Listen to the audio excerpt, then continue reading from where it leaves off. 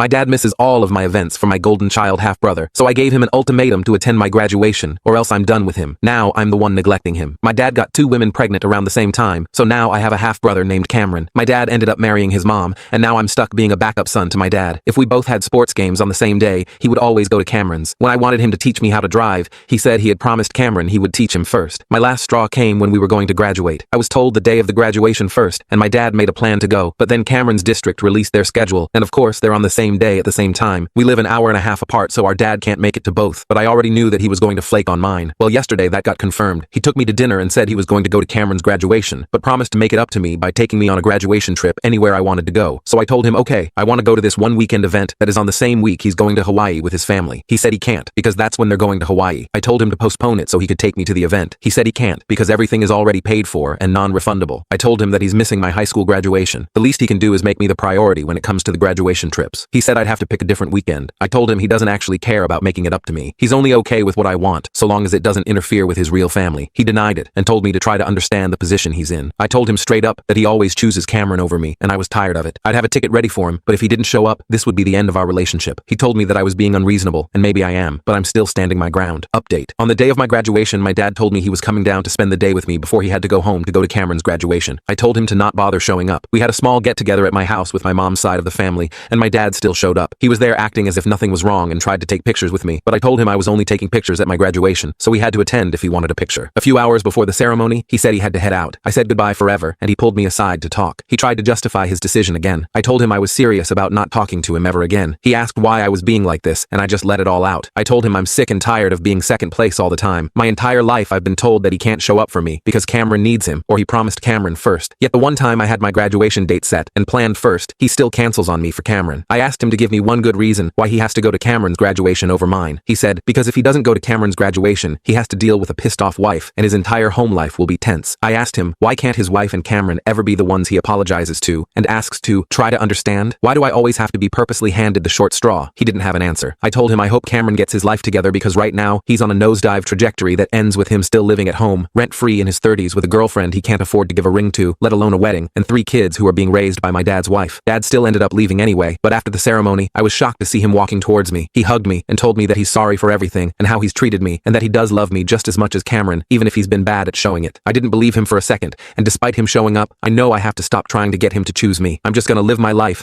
and keep my dad at an arm's length. I have a lifetime of him awarding me the silver medal no matter how well I do, and I'm tired of it.